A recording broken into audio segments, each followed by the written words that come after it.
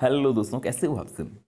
आशा करता हूँ कि सब अच्छे होंगे। तो चलिए आइए शुरू करते हैं आज की क्लास। और इस क्लास में हम UTET previous year question paper 2021 से दोस्तों हम बाल विकास एवं शिक्षण विज्ञान के 30 महत्वपूर्ण प्रश्नों को सॉल्व करने वाले हैं। तो चलिए शुरू करते हैं दोस्तों क्लास को। दोस्तों पहला प्रश्न है कि मस्तिष्क का कौन सा हिस्सा सभी प्रकार की संज्ञानात्मक, संवेगात्मक और प्रेरक क्रियाकलापों को संपादित करता है। हमें ऑप्शन दिए गए हैं अग्र मस्तिष्क, मध्य मस्तिष्क, पश्चिम मस्तिष्क, उपरोक्त में से कोई नहीं। तो दोस्तों अगर हम बात करते हैं इस प्रश्न के सही उत्तर की, तो इस प्रश्न का सही उत्तर हो जाएगा ऑप्शन नंबर ए। सही उत्तर हो जाएगा अग्र मस्तिष्क में संज्ञानात्मक, संवेगात्मक और प्रेरक क्रियाकलाप संपादित होते हैं। ठीक है, तो चलिए बढ़ते हैं दोस्तों अगले प्रश्न की ओर। अगला जो दोस्तों प्रश्न है प्रश्न नंबर 2। प्रश्न को थोड़ा सा जूम कर लेते हैं।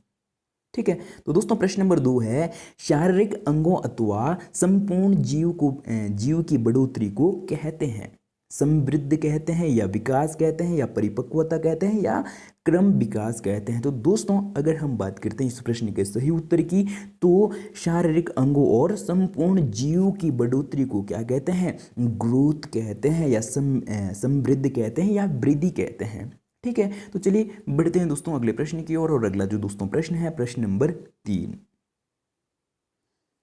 तो दोस्तों प्रश्न नंबर 3 है कि स्मृति के अवस्था मॉडल के अनुसार निम्नलिखित में से कौन सा स्मृति का प्रकार नहीं है। तो हमें बताना है कि स्मृति का जो अवस्था मॉडल है उसके अनुसार कौन सा स्मृति का प्रकार नहीं है। तो हमें ऑप्शन दिए गया है कि संवेदी स्मृति, और अल्पकालिक स्मृति, और दीर्घकालिक स्मृति, और कार्यकारी स्मृति। तो दोस्तों अगर हम बात करते हैं इस प्रश्न की सही उत्तर की, तो ए, बी और सी ये स्मृति के क्या है, प्रकार हैं। लेकिन जो दोस्तों कार्यकारी स्मृति है या वर्किंग मेमोरी है, ये आपने आज तक नहीं सुना होगा कि यार मेरी वर्किंग मेमोरी या मेरी कार्यकारी मेमोरी या स्मृति काम नहीं कर रही है। तो यही क्या नहीं है, स्मृति मॉडल का एक क्या नहीं है, प्रकार नहीं है, और बाकी तीनों है। और जब ये नहीं है और हमें नहीं पूछा गया था, तो नहीं वाला ऑप्शन ही दोस्तों क्या हो जाएगा, सही उत्तर हो जाएगा। तो चलिए बढ़ते हैं अगले प्रश्न की ओर।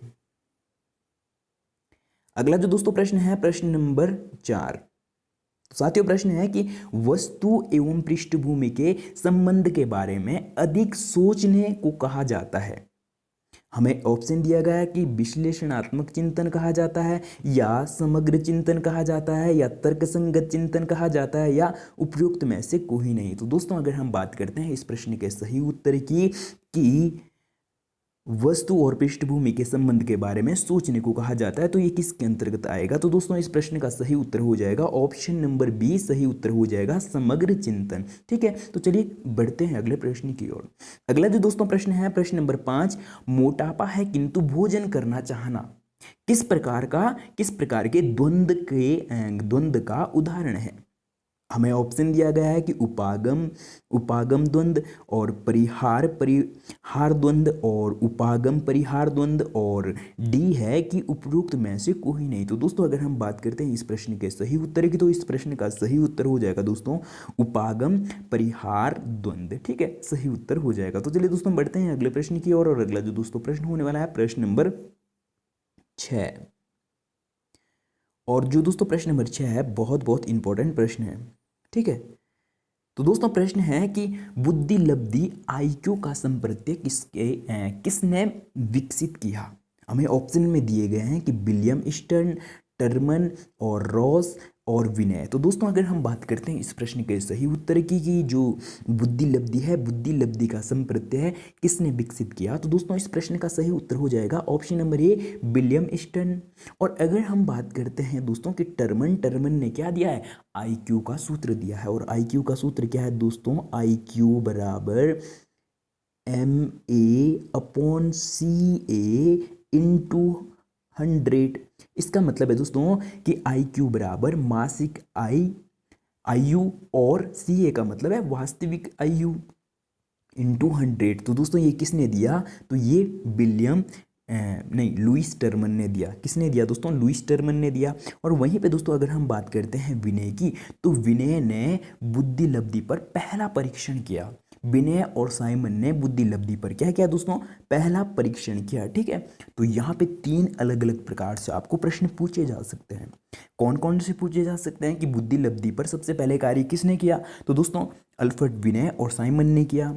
ठीक है, और अगला पूछा जा सकता है कि जो आईक्यू का ये सूत्र है ये किसने दिया, आईक्यू का फॉर्मूला किसने दिया, तो दोस्तों लुईस टर्मन ने दिया। और अगला प्रश्न आपको यही पूछा जा सकता है कि जो आईक्यू का संप्रत्यय या धारणा है तो वो किसने दी थी। ठीक है, तो दोस्तों उसका सही उत्तर हो जाता है विलियम स्टर्न। ठीक है, तो चलिए बढ़ते हैं दोस्तों अगले प्रश्न की ओर। और अगला जो दोस्तों प्रश्न है प्रश्न नंबर 7, वर्तमान समय में मनोविज्ञान को किसका विज्ञान कहा जाता है। तो दोस्तों अगर हम बात करें कि वर्तमान में मनोविज्ञान को किसका विज्ञान कहा जाता है, तो दोस्तों सबसे पहले मनोविज्ञान को किसका, आत्मा का विज्ञान कहा जाता था। और उसके आत्मा के बाद दोस्तों मन का विज्ञान कहा जाने लगा। और मन के विज्ञान के बाद दोस्तों तीसरे नंबर पे चेतना का विज्ञान कहा जाने लगा। और वर्तमान में जो दोस्तों मनोविज्ञान को कहा जाता है कि मनोविज्ञान किसका विज्ञान है, तो दोस्तों मनोविज्ञान व्यवहार का विज्ञान है। और ये कौन कहते हैं दोस्तों, जेबी वॉटसन के अनुसार। ठीक है, व्यवहार का विज्ञान, मनोविज्ञान को व्यवहार का विज्ञान कहा जाता है। ठीक है, तो चलिए बढ़ते हैं दोस्तों अगले प्रश्न की ओर। अगला जो दोस्तों प्रश्न है प्रश्न को हल्का सा छोटा कर लेंगे। ठीक है, तो दोस्तों अगला जो प्रश्न है प्रश्न नंबर 8, निम्नलिखित में से कौन सी प्रेक्षी परीक्षण नहीं है। ठीक है, तो दोस्तों अगर हम बात करते हैं इस प्रश्न के सही उत्तर की, बाकी तो ये क्या है, प्रेक्षी परीक्षण के क्या है, उदाहरण है। लेकिन जो दोस्तों ऑप्शन नंबर डी है ये नहीं है, MMPI ये क्या है, प्रेक्षी परीक्षण का उदाहरण नहीं है। ठीक है, तो चलिए बढ़ते हैं दोस्तों अगले प्रश्न की ओर। और अगला जो दोस्तों प्रश्न है प्रश्न नंबर 9। तो साथियों प्रश्न नंबर 9 है कि शिक्षा मनोविज्ञान का अध्ययन अध्यापक को, तो दोस्तों जो शिक्षा मनोविज्ञान है इसका अध्ययन अध्यापक को इसलिए कराना चाहिए ताकि, हमें ऑप्शन ए दिया गया है कि इससे वो अपनी परीक्षाओं को प्रथम आ सकें। तो दोस्तों सिर्फ इसलिए अध्यापक से क्या है, मनोविज्ञान नहीं पढ़ाया जाता, साइकोलॉजी नहीं पढ़ाई जाती कि वो अपने परीक्षाओं में क्या है, प्रथम आए। बिल्कुल गलत हो जाएगा। और अगला है दोस्तों इसके सहायता से अपने शिक्षण को अधिक प्रभावी बना सकें। बात सही कही जा रही है। अगला ऑप्शन देख लेते हैं कि इससे शिक्षक को आत्मसंतुष्टि मिल सके। तो दोस्तों शिक्षक के आत्मसंतुष्टि के लिए क्या है, साइकोलॉजी नहीं पढ़ाई जाती है। ठीक है, और डी है दोस्तों इससे वो दूसरों को प्रभावित कर सकें। तो दूसरों को प्रभावित करने के लिए साइकोलॉजी क्यों ही पढ़ाई जाएगी भाई, है। तो दोस्तों इस प्रश्न का सही उत्तर हो जाएगा कि ऑप्शन नंबर बी की इसकी सहायता से वो अपने शिक्षण को अधिक प्रभावी बना सकें। इसलिए ही दोस्तों एक शिक्षक के क्या है, इसका शिक्षा मनोविज्ञान का अध्ययन कराया जाता है। ठीक है, तो चलिए दोस्तों बढ़ते हैं अगले प्रश्न की ओर। और अगला जो दोस्तों प्रश्न हो जाएगा प्रश्न नंबर 10। तो दोस्तों प्रश्न है, कोई विद्यार्थी कुसंगत में पढ़कर बिगड़ रहा है, एक अध्यापक के रूप में आपका कर्तव्य क्या होगा। तो दोस्तों आप एक अध्यापक हो और आपके कक्षा का जो बच्चा है वो कुसंगत में पढ़ रहा है, तो आपका एक अध्यापक के रूप में क्या कर्तव्य होगा। आप उसके माता पिता से मिलेंगे या उसकी उपेक्षा करेंगे, उसे इग्नोर करेंगे। और आगे है दोस्तों सी है कि उसे विश्वास में लेकर समझाएंगे। और डी है दोस्तों उसे बुलाकर डांटेंगे। तो दोस्तों अगर हम बात करते हैं कि हम पहले ही उसके माता पिता तक नहीं जाएंगे या माता पिता से नहीं मिलेंगे और उसे इग्नोर भी नहीं करना है, उपेक्षा भी नहीं करनी है और उसे डांटना भी नहीं है। हमें क्या करना है, उसे विश्वास में लेकर समझाना है कि बेटा आप अच्छे बच्चे हो और अच्छे बच्चे इस प्रकार के काम नहीं करते हैं और इस प्रकार के काम करने से क्या क्या नुकसान होते हैं आपको नुकसान बताने हैं। फिर ऐसा करने से जो दोस्तों क्या होता है, जो बच्चा कुसंगति को क्या कर देता है, छोड़ देता है। और अगर हम उसे के डांटेंगे या माता पिता से सीधा शिकायत करेंगे तो क्या हो जाएगा, फिर बच्चे के मन में अलग ही क्या हो जाएगी, एक शिक्षक के प्रति अलग धारणा बना लेगा वो। ठीक है, तो दोस्तों हमें क्या करना है, एक शिक्षक के रूप में हमें उसे विश्वास में लेकर समझाएंगे या समझाना है। ठीक है, तो चलिए बढ़ते हैं दोस्तों अगले प्रश्न की ओर। अगला जो दोस्तों प्रश्न है प्रश्न नंबर 11 और बहुत इंपॉर्टेंट प्रश्न है। पियाजे के अनुसार संज्ञानात्मक विकास की किस अवस्था में परिकल्पना चिंतन विकसित होते हैं।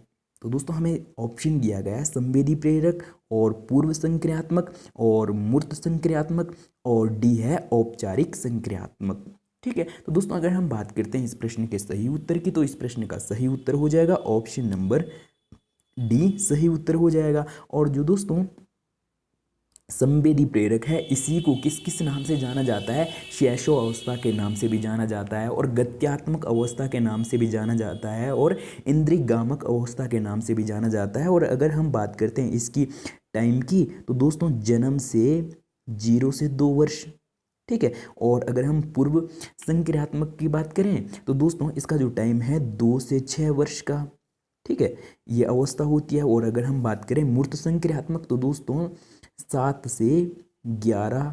और अगर हम बात करें औपचारिक संक्रियात्मक की तो दोस्तों ये हो जाएगा 11 के बाद की अवस्था औपचारिक संक्रियात्मक कहलाती है। तो दोस्तों इनकी टाइम पीरियड भी पूछा जाता है कि पूर्व संक्रियात्मक का जो टाइम है वो कितने से कितने वर्ष के बीच का है। इसी प्रकार से मूर्त का भी पूछा जा सकता है, सबका पूछा जा सकता है। तो 0 से 2 या जन्म से 2 संवेदी प्रेरक, और अगर हम बात करते हैं 2 से 6 तो पूर्व संक्रियात्मक, और 7 से 11 तो दोस्तों मूर्त संक्रियात्मक, और 11 के बाद की जो दोस्तों अवस्था है वो कौन सी है, औपचारिक संक्रियात्मक। ठीक है, तो चलिए बढ़ते हैं दोस्तों अगले प्रश्न की ओर। अगला जो दोस्तों प्रश्न है प्रश्न नंबर 12, और प्रश्न है दोस्तों एक बुद्धि परीक्षण पूर्णतः शाब्दिक, पूर्णतः अशाब्दिक या अवाचिक अथवा पूर्ण निष्पादन परीक्षण हो सकता है। इसके अतिरिक्त कोई बुद्धि परीक्षण इन तीनों प्रकार के परीक्षणों के एकांशों का मिश्रित रूप भी हो सकता है।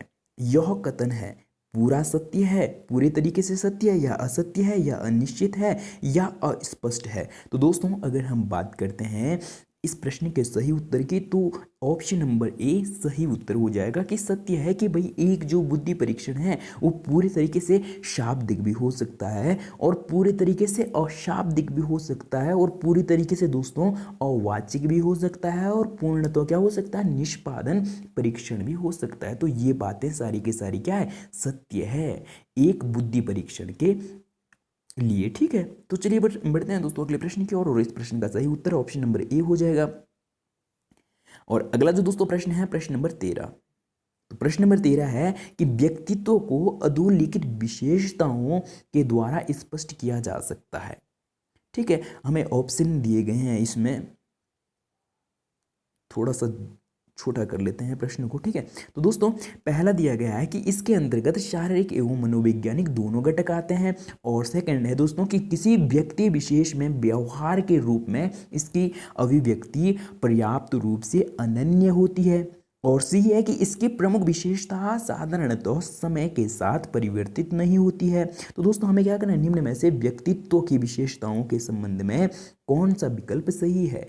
हमें पहला ऑप्शन दिया गया है कि केवल ए और मतलब फर्स्ट और सेकंड सही है, और बी है कि केवल 2 और 3 सही है, और सी है दोस्तों कि सारी विशेषताएं गलत है, और डी है कि सारी विशेषताएं सही है। तो दोस्तों हमें किसके व्यक्तित्व की विशेषता के बारे में हमें क्या बताना है, उपरोक्त कथन बताने हैं। तो दोस्तों अगर हम बात करते हैं व्यक्तित्व कि विशेषताओं के संबंध में जो उपरोक्त तीनों के तीनों कथन हैं, तो दोस्तों ये तीनों के तीनों क्या है, सही है। इसलिए ऑप्शन नंबर डी दोस्तों इस प्रश्न का सही उत्तर हो जाएगा कि सारी की सारी विशेषताएं क्या है, सत्य है।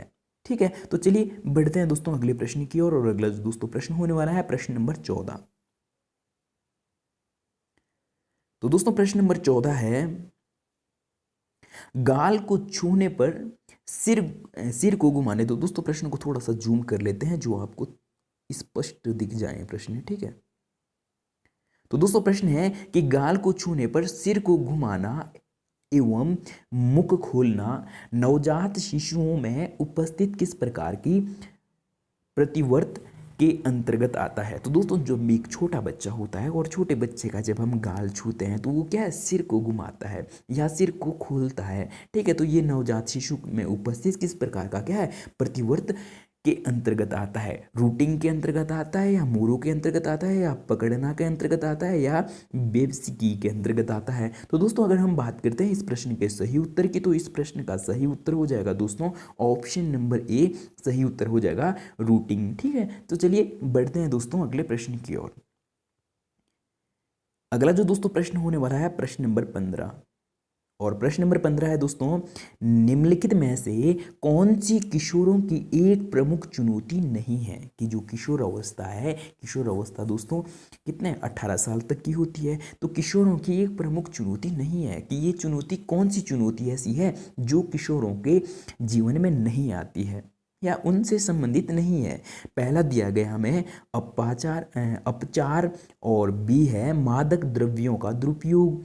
ठीक है, और सी है दोस्तों आहार ग्रहण संबंधी विकार, और डी है कि असुरक्षा एवं निर्भरता। तो दोस्तों अगर हम बात करते हैं ऊपर की तीन जो चुनौतियां हैं दोस्तों ए बी सी, ये तीनों की तीनों चुनौतियां एक किशोर के जीवन में आती है, लेकिन जो दोस्तों डी है कि असुरक्षा एवं निर्भरता, तो दोस्तों ऐसी चुनौती एक किशोर के जीवन में नहीं आती है। और जब नहीं आती है और हमें प्रश्न में नहीं पूछा गया था, तो ऑप्शन नंबर डी दोस्तों इस प्रश्न का सही उत्तर हो जाएगा। ठीक है, तो चलिए दोस्तों बढ़ते हैं अगले प्रश्न की ओर। अगला जो दोस्तों प्रश्न है प्रश्न नंबर 16, प्राणियों की ऐसी अनुक्रियाएं जो उन्हें पीड़ादायक उद्दीपकों से छुटकारा दिलाती है या उनसे दूर रहने और बच निकलने के लिए पथ प्रदर्शन करती है, किस प्रकार का प्रबलन प्रदर्शन करती है?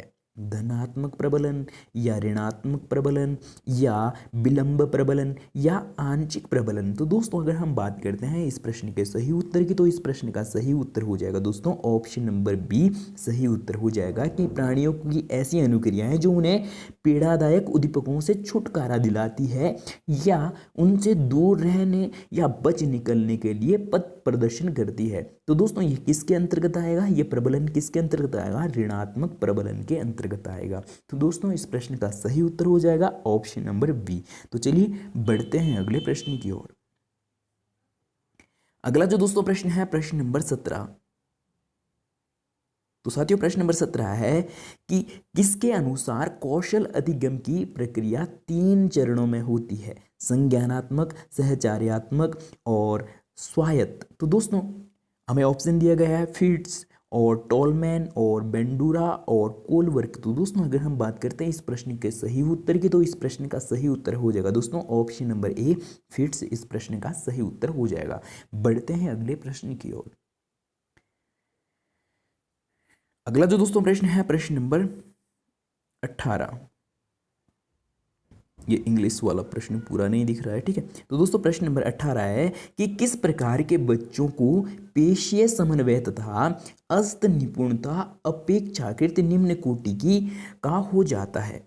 श्रवणबाधित बच्चों का, या प्रतिभाशाली बच्चों का, या अधिगम अक्षमता बच्चों का, अशक्ता बच्चों का, दोस्तों इसे विकार भी कहते हैं, ठीक है, या उपयुक्त सभी। तो दोस्तों अगर हम बात करते हैं इस प्रश्न के सही उत्तर की, तो इस प्रश्न का सही उत्तर हो जाएगा दोस्तों ऑप्शन नंबर सी इस प्रश्न का सही उत्तर हो जाएगा, ठीक है, लर्निंग डिसेबल्ड। ठीक है, तो दोस्तों इस प्रश्न का सही उत्तर ऑप्शन नंबर सी। बढ़ते हैं अगले प्रश्न की ओर, और अगला जो दोस्तों प्रश्न होने वाला है प्रश्न नंबर 19। तो साथियों प्रश्न नंबर 19 है कि निम्नलिखित में से कौन सी स्मृति की एक अवस्था नहीं है? हमें ऑप्शन दिया गया है कूट संकेतन और भंडारण और पुनरुद्वार और अवधान। तो दोस्तों अगर हम बात करते हैं कि निम्न में से स्मृति की क्या है एक अवस्था नहीं है, तो दोस्तों इस प्रश्न का सही उत्तर हो जाएगा ऑप्शन नंबर डी। दोस्तों इस प्रश्न का सही उत्तर हो जाएगा अवधान क्या नहीं है, ये स्मृति की अवस्था नहीं है, ठीक है। तो चलिए बढ़ते हैं दोस्तों अगले प्रश्न की ओर, और अगला जो दोस्तों प्रश्न हो जाएगा प्रश्न नंबर 20। दोस्तों प्रश्न नंबर 20 है सामान्य से विशिष्ट की ओर किस प्रकार की तर्कना कहलाती है? आगमनात्मक कहलाती है, या निगमनात्मक कहलाती है, या सामान्य अनुमान तर्कना कहलाती है या सृजनात्मकता कहलाती है। तो दोस्तों अगर हम बात करते हैं प्रश्न नंबर 20 के सही उत्तर की, तो इस प्रश्न का सही उत्तर हो जाएगा ऑप्शन नंबर बी, इस प्रश्न का सही उत्तर हो जाएगा। तो चलिए बढ़ते हैं अगले प्रश्न की ओर। अगला जो दोस्तों प्रश्न है प्रश्न नंबर 21, किस प्रकार की चिंतन योग्यता के अंतर्गत सामान्यतः चिंतन प्रवाह, लचीलापन और मौलिकता एवं विस्तारांतरण आते हैं? पार्श्विक चिंतन के अंतर्गत आते हैं, या ऊर्ध्वाधर चिंतन के अंतर्गत आते हैं, या अभिसारी चिंतन के अंतर्गत आते हैं, या अपसारी चिंतन के अंतर्गत आते हैं? तो दोस्तों अगर हम बात करते हैं इस प्रश्न के सही उत्तर की, तो इस प्रश्न का सही उत्तर हो जाएगा ऑप्शन नंबर डी, सही उत्तर हो जाएगा अपसारी चिंतन के अंतर्गत। दोस्तों क्या आता है? सामान्य तो चिंतन, प्रवाह, लचीलापन, मौलिकता एवं विस्थानांतरण, ये सारे के सारे किसके अंतर्गत आते हैं दोस्तों? ऑप्शन नंबर डी, अपसारी चिंतन के अंतर्गत। ऑप्शन नंबर डी दोस्तों इस प्रश्न का सही उत्तर हो जाएगा। तो चलिए बढ़ते हैं अगले प्रश्न की ओर। अगला जो दोस्तों प्रश्न है प्रश्न नंबर 22। तो साथियों प्रश्न है, अब्राहम मैस्लो के द्वारा प्रतिपादित आवश्यकताओं के पदानुक्रम के अनुसार निम्नलिखित में से कौन सी आवश्यकता पदानुक्रम के तल पर स्थित है? तो दोस्तों अगर हम बात करते हैं कि जो अब्राहम मैस्लो है, अब्राहम मैस्लो ने जो दोस्तों आवश्यकता का अनुक्रम दिया है या आवश्यकता का नियम दिया है कि भाई सबसे पहले किस चीज़ की आवश्यकता पड़ती है एक मनुष्य को, तो दोस्तों 5 आवश्यकता के क्रम है। तो दोस्तों सबसे नीचे जो होता है उसके अंतर्गत आता है शारीरिक क्रियात्मक आवश्यकता। शारीरिक क्रियात्मक आवश्यकता के अंतर्गत दोस्तों क्या क्या आता है कि सबसे पहले मनुष्य किस चीज़ की, भूख और प्यास की आवश्यकता होती है मनुष्य को एक शारीरिक जीवन को पूरा करने के लिए। या सबसे पहले जो शरीर की आवश्यकता होती है तो भूख और प्यास, ठीक है। और भूख और प्यास के बाद दोस्तों अगर हम बात करते हैं तो वो जाएगा सुरक्षा की जरूरत, कि जब इंसान का पेट भर जाता है तभी वो सुरक्षा की आवश्यकता महसूस करता है कि मुझे यहाँ पे खतरा तो नहीं है। जब उसका क्या है, पेट भर जाता है। और सुरक्षा की आवश्यकता के लिए दोस्तों वो क्या है, एक मकान की क्या करता है, मतलब रहने के लिए एक छत होना चाहिए, ठीक है। और अगर दोस्तों हम बात करते हैं कि जब उसके पास रहने के लिए एक मकान है तभी वो अपने रिश्ते बनाना शुरू करता है कि भाई एक परिवार भी होना चाहिए, ठीक है। और उसके बाद जो दोस्तों चौथे नंबर का है, तो चौथे नंबर का हो जाएगा आत्मसम्मान, ठीक है। चौथे नंबर पे हो जाएगा दोस्तों आत्मसम्मान हो जाएगा। ये पहले नंबर पे क्या था, शारीरिक आवश्यकताएं, और शारीरिक आवश्यकताओं में मूलभूत आवश्यकताएं कौन सी दोस्तों, भूख और प्यास, ठीक है। और दूसरे पे दोस्तों सुरक्षा की जरूरत, और तीसरे पे है रिश्ते, और चौथे पे हो जाएगा आत्मसम्मान, और पांचवें पे हो जाएगा दोस्तों आत्मसिद्धि। और आत्मसिद्धि तक दोस्तों बहुत कम लोग पहुंच पाते हैं, ठीक है। तो दोस्तों अगर हम बात करते हैं इस प्रश्न के सही उत्तर की, तो इस प्रश्न का सही उत्तर हो जाएगा ऑप्शन नंबर ए, सही उत्तर हो जाएगा कि अब्राहम मैस्लो के अनुसार जो कौन सा पदानुक्रम की जो दोस्तों सबसे निचला जो अवस्था है या तल वाली अवस्था है वो कौन सी है, शारीरिक क्रियात्मक आवश्यकता। और शारीरिक क्रियात्मक आवश्यकताओं में क्या क्या आता है, भूख और प्यास आती है, ठीक है। और सुरक्षा के अंतर्गत वो एक इसकी छत की वो करेगा कि भाई रहने के लिए एक छत होना चाहिए, ठीक है। तो चलिए दोस्तों बढ़ते हैं अगले प्रश्न की ओर। और अगला जो दोस्तों प्रश्न हो जाएगा प्रश्न नंबर 23 वाला प्रश्न, ठीक है। दोस्तों प्रश्न है निम्नलिखित में से मनोसामाजिक अभिप्रेरक की श्रेणी में नहीं आता है? उपलब्धि की आवश्यकता नहीं आती है, या संबंधन की आवश्यकता नहीं आती है, या भूख अभिप्रेरक, या शक्ति की आवश्यकता। तो दोस्तों अगर हम बात करते हैं इस प्रश्न के सही उत्तर की, तो इस प्रश्न का सही उत्तर हो जाएगा दोस्तों ऑप्शन नंबर सी, सही उत्तर हो जाएगा भूख अभिप्रेरक, ठीक है। तो चलिए बढ़ते हैं दोस्तों अगले प्रश्न की ओर। अगला जो दोस्तों प्रश्न है प्रश्न नंबर 24, क्षुधा, अभाव और क्षुद्रता तथा अनियंत्रित भोजन किस प्रकार के समूह के अंतर्गत आता है? ठीक है, एनरोक्सिया नोर्वेसा और बुलीमा नोर्वेसा, ठीक है। ये देखिए दोस्तों हिंदी में बहुत कठिन कठिन शब्द है, ठीक है। और हमें पूछा जा रहा है कौन कौन से ऑप्शन दिए जा रहे हैं कि पोषण तथा भोजन विकार, और बी है विशिष्ट अधिगम विकार, और सी है स्वालीनता वर्णक्रम का विकार, और डी है दोस्तों तंत्रीय तंत्रिकाजन्य विकार। तो दोस्तों अगर हम बात करते हैं इस प्रश्न के सही उत्तर की, तो इस प्रश्न का सही उत्तर हो जाएगा दोस्तों ऑप्शन नंबर ए सही उत्तर हो जाएगा, पोषण तथा भोजन विकार। तो चलिए बढ़ते हैं दोस्तों अगले प्रश्न की ओर। अगला जो दोस्तों प्रश्न है प्रश्न नंबर 25, और प्रश्न नंबर 25 है दोस्तों, प्राथमिक कक्षा के शिक्षक के लिए निम्न में से किसका ज्ञान होना सर्वाधिक आवश्यक है। कि एक प्राथमिक शिक्षक के लिए दोस्तों, एक प्राथमिक कक्षा के शिक्षक के लिए सबसे ज़्यादा किस चीज़ का ज्ञान होना आवश्यक है। हमें ऑप्शन दिए गए हैं बाल मनोविज्ञान, शिक्षा दर्शन, और सी है स्वास्थ्य विज्ञान, और डी दिया गया है दोस्तों सामाजिक विज्ञान। तो दोस्तों अगर हम बात करते हैं इस प्रश्न के सही उत्तर की, तो सही उत्तर हो जाएगा ऑप्शन नंबर ए सही उत्तर हो जाएगा कि एक प्राथमिक कक्षा के शिक्षक के लिए दोस्तों सर्वाधिक आवश्यकता किसकी होती है, बाल मनोविज्ञान के ज्ञान की आवश्यकता होती है। ठीक है, चलिए बढ़ते हैं दोस्तों अगले प्रश्न की ओर। और अगला जो दोस्तों प्रश्न है प्रश्न नंबर 26, निम्नलिखित में से किसे बाल मनोविज्ञान के अंतर्गत शामिल नहीं किया जा सकता है। कि दोस्तों हम बाल मनोविज्ञान के अंतर्गत किसे शामिल नहीं करते हैं। हमें ऑप्शन ए दिया गया है बाल कल्याण, और बी है मनोविश्लेषण, और सी है मानसिक स्वास्थ्य विज्ञान, और डी है शिक्षा दर्शन। तो दोस्तों अगर हम बात करते हैं ऊपर की तीनों ही चीज़ें ये क्या है, बाल मनोविज्ञान के अंतर्गत शामिल की जाती है। लेकिन जो दोस्तों ऑप्शन नंबर डी है शिक्षा दर्शन, इसको हम बाल मनोविज्ञान के अंतर्गत शामिल नहीं करते हैं। और जब नहीं करते हैं, हमें प्रश्न में नहीं ही पूछा था, तो ऑप्शन नंबर डी दोस्तों सही उत्तर हो जाएगा। चलिए बढ़ते हैं दोस्तों अगले प्रश्न की ओर। अगला जो दोस्तों प्रश्न होने वाला है प्रश्न नंबर 27। तो दोस्तों प्रश्न नंबर 27 है कि बाल मनोविज्ञान के अध्ययन किया जाता है। कि बाल मनोविज्ञान में हम किसका अध्ययन करते हैं, किसका अध्ययन करते हैं। ठीक है, तो दोस्तों देखिए बाल मनोविज्ञान से 3 प्रश्न लगातार पूछे गए हैं। ठीक है, तो ऑप्शन नंबर ए है बालक के जन्म से लेकर बाल्यावस्था तक।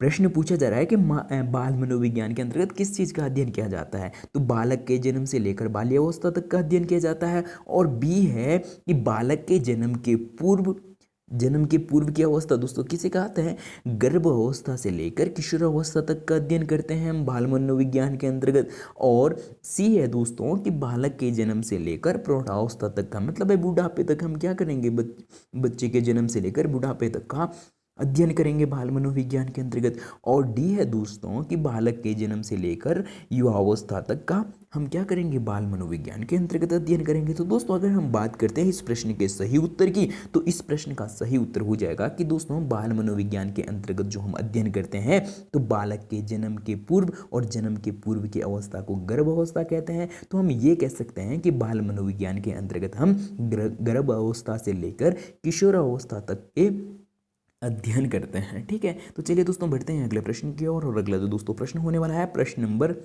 28। तो दोस्तों प्रश्न नंबर 28 है कि बालक के व्यवहार में परिवर्तन के लिए व्यवहार अध्ययन किस विधि का सहारा लिया जाता है। कि व्यवहार अध्ययन के लिए हम किस विधि का सहारा लेंगे, साक्षात्कार विधि, ठीक है, इंटरव्यू मेथड, और प्रश्नावली विधि, और उपचारात्मक विधि, और प्रयोगात्मक विधि। ठीक है, तो दोस्तों अगर हम बात करते हैं इस प्रश्न के सही उत्तर की कि हमें बालक का क्या है, व्यवहार में जो परिवर्तन है, ठीक है, उसका हमें क्या करना है, व्यवहार का अध्ययन करना है, तो किस विधि के अंतर्गत करेंगे। तो दोस्तों इस प्रश्न का सही उत्तर हो जाएगा ऑप्शन नंबर सी सही उत्तर हो जाएगा, उपचारात्मक विधि के अंतर्गत हम बालक के व्यवहार में परिवर्तन का अध्ययन करेंगे। ठीक है, ऑप्शन नंबर सी सही उत्तर हो जाएगा। बढ़ते हैं अगले प्रश्न की ओर। अगला जो दोस्तों प्रश्न है प्रश्न नंबर 29। तो दोस्तों प्रश्न नंबर 29 है कि बाल अपराध की रोकथाम के लिए माता पिता को क्या करना चाहिए। तो दोस्तों आजकल बाल अपराध क्या हो रहे हैं, बहुत ज़्यादा हो रहे हैं। तो बाल अपराधों को रोकने के लिए एक माता पिता को क्या करना चाहिए। दोस्तों ऑप्शन नंबर ए दिया गया हमें कि बच्चों को डांटना चाहिए, और बी है बच्चों से सहानुभूतिपूर्वक एवं सकारात्मक व्यवहार करना चाहिए, और सी है दोस्तों कि बच्चों को पेटना चाहिए, और डी है कि उपयुक्त में से कोई नहीं। तो दोस्तों अगर हम बात करते हैं कि जो बाल है बाल अपराध है, और बाल अपराध को रोकथाम के लिए एक माता पिता को क्या करनी चाहिए, बच्चों को डांटना नहीं चाहिए। डांटने से क्या होगा, उस समय के लिए, कुछ समय के लिए तो दोस्तों वो ठीक है, मान भी जाएगा, लेकिन फिर से वो उस प्रकार की प्रवृत्ति अपना सकता है। ठीक है। और अगर हम बात करते हैं पीटना, तो पीटना भी दोस्तों गलत है, और उपरोक्त में से कोई नहीं भी गलत है। जब हम क्या करते हैं, बच्चे को सहानुभूतिपूर्वक क्या सकारात्मक व्यवहार करना चाहिए, मतलब हमें बच्चे को बिठाना है अपने पास और बच्चे को समझाना है कि इस प्रकार के काम करने से क्या है, क्या नुकसान होते हैं। हमें बच्चे को इस प्रकार से समझाना चाहिए कि ऐसे काम नहीं करना चाहिए, सहानुभूतिपूर्वक सकारात्मक व्यवहार करना चाहिए एक बालक के साथ माता पिता को। ठीक है, बाल अपराध को रोकथाम के लिए। ठीक है, ऑप्शन नंबर बी दोस्तों इस प्रश्न का सही उत्तर हो जाएगा। तो चलिए बढ़ते हैं अगले प्रश्न की ओर।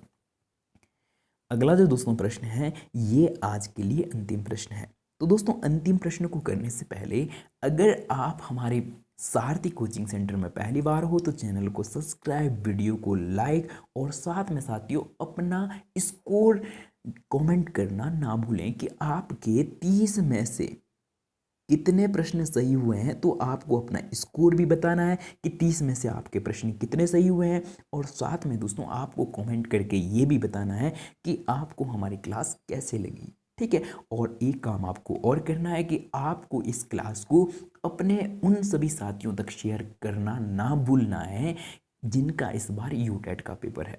तो उन सभी तक आपको ये क्लास शेयर करनी है, और आपको कमेंट करके ये बताना है कि आपको ये क्लास कैसी लगी, और साथ में आपके 30 में से कितने प्रश्न सही हुए हैं ये भी आपको कमेंट करके ज़रूर बताना है। ठीक है, तो दोस्तों लास्ट प्रश्न है कि कौन सी विधि एक नियंत्रित दशा में दो घटनाओं या परिवर्तियों के मध्य कार्य कारण संबंध स्थापित करती है। हमें ऑप्शन दिया गया है प्रेक्षण विधि, और बी है प्रायोगिक विधि, और सी है दोस्तों सहसंबंधात्मक अनुधान, और डी है दोस्तों सर्वेक्षण विधि। तो दोस्तों अगर हम बात करते हैं इस प्रश्न के सही उत्तर की, तो इस प्रश्न का सही उत्तर हो जाएगा दोस्तों ऑप्शन नंबर बी, इस प्रश्न का सही उत्तर हो जाएगा। तो दोस्तों ये थी आज की क्लास। आपको कमेंट करके ज़रूर बताना है कि आपको ये क्लास कैसी लगी, और साथ में इस क्लास को ज़्यादा से ज़्यादा शेयर करना ना भूलें जिनका इस बार यूटेट का पेपर है।